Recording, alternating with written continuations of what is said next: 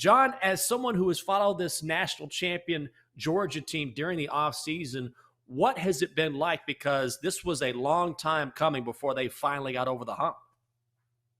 Yeah, no doubt about it. First, let me say that it's impossible to have a bad time in Athens. I can assure you that it is one of the great college towns in the country, and I've been to several places. Athens is right there at the top. That's why they always get voted as one of the tier one schools in the country to attend. But anyway, look, I had a chance to talk to Kirby Smart and all the Georgia players at SEC Media Days.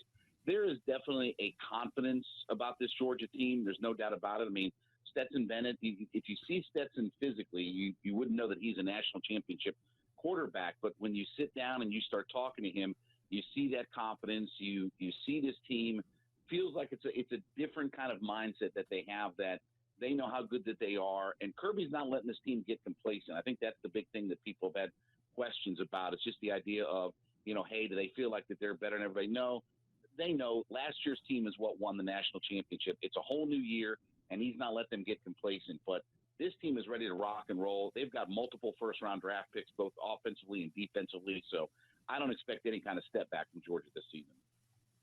Yeah, but looking at the roster, they lost so much talent from last year's squad. And I think Georgia is now in the category of teams like Alabama who don't rebuild, they reload. But what are the question marks for Georgia this season? Well, I think one is what their secondary is going to look like. I mean, Keely Ringo is a first-round draft pick in the NFL draft, but, who's going to play that second cornerback position with him? Is it going to be Lassiter? They're really good at safety with Christopher Smith. So I think there are maybe a few questions about their defensive backfield.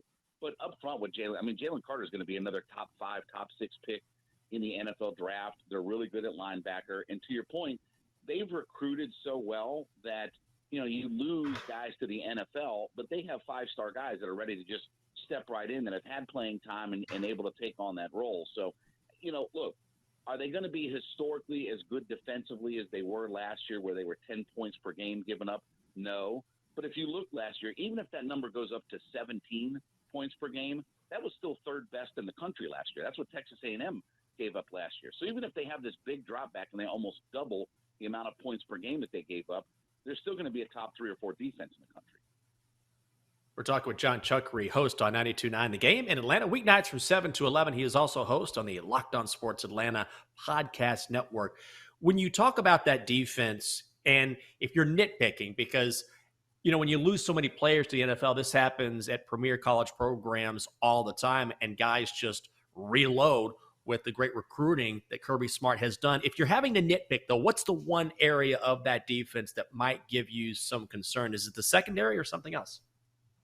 Yeah, I think it is. I think it's the second cornerback spot. I mean, again, Keely Ringo is a first-round NFL draft pick, but I think what they put out there beside him, obviously, they brought in Darian Kendrick last year from Clemson to really solidify their defensive backfield.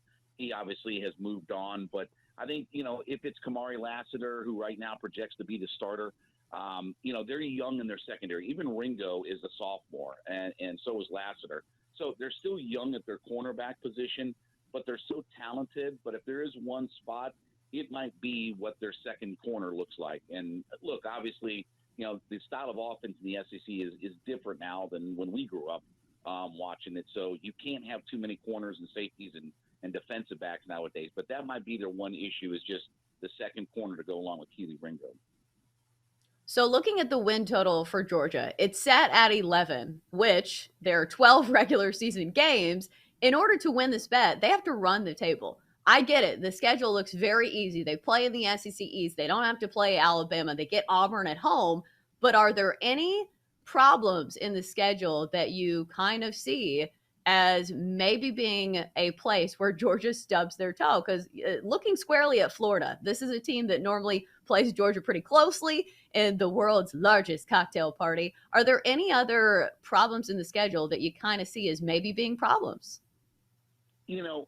South Carolina, things always go crazy when they play in South Carolina, play in Columbia. Those are always tricky games. And, obviously Tennessee, I think, is going to be, really good. And then obviously Kentucky, playing up in Lexington. But I'll be honest with you, they're not going to lose to anybody during the regular season. I would be amazed if they weren't 12-0 going into the SEC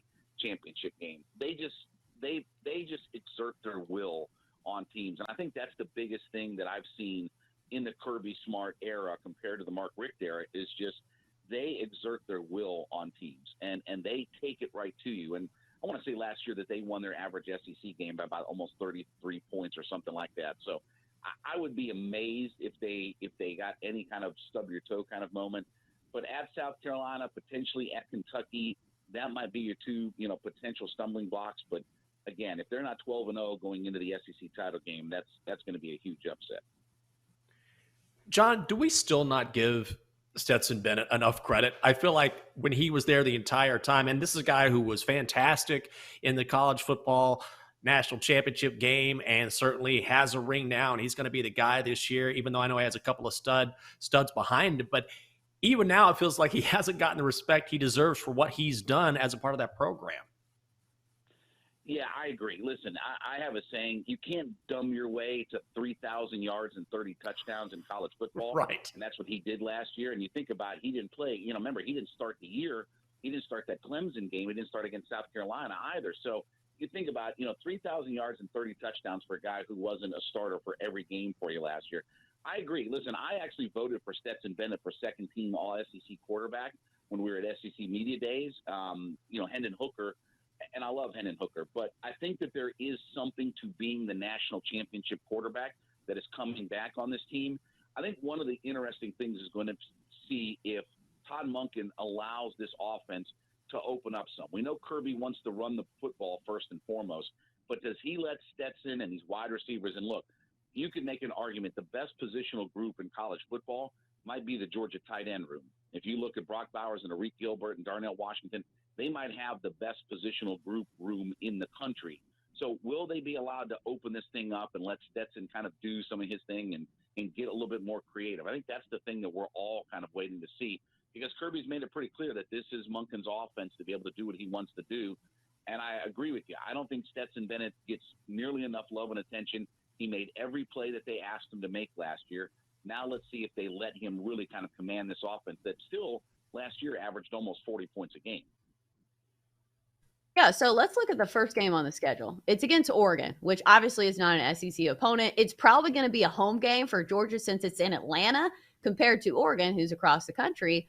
But are there any things about Oregon that stick out to you that might present problems for Georgia? Because Georgia is favored by 17.5 points in this game. So the books are not expecting this to be a close game. But do you think this one might be a little bit closer than that point spread? No.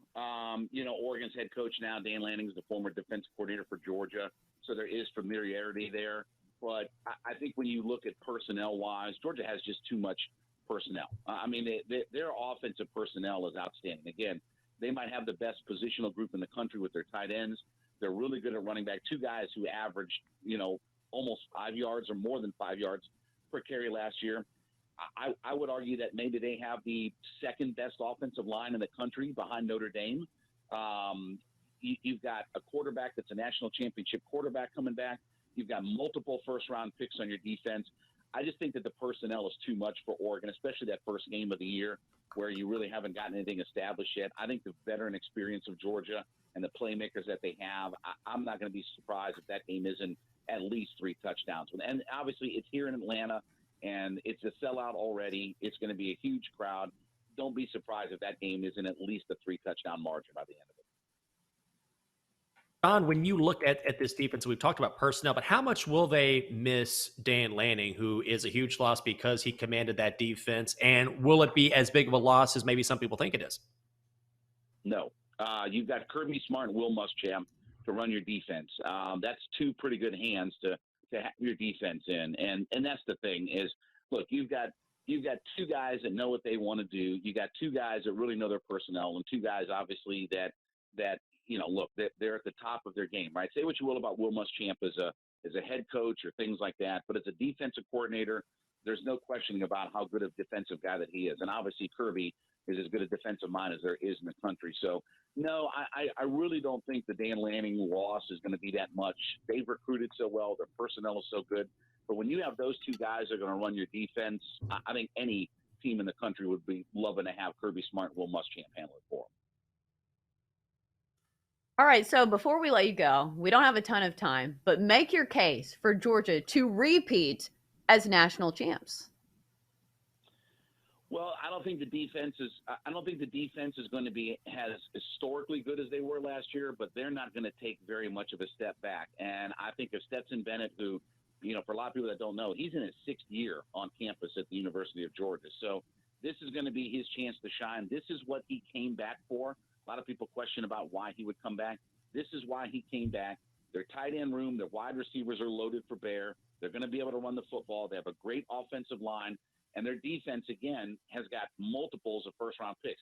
Maybe they don't have 5 first-round picks this year off their defense, but there's at least 3 guys on that defense, especially Jalen Carter, who's going to be another top 5 pick. There's at least 3 first-round players on their defense that are going to come out this year in the NFL.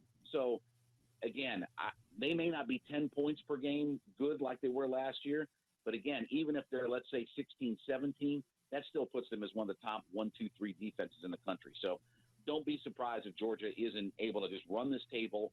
And then, again, it comes down to the SEC championship game, Alabama and Georgia. We'll see how that goes from there.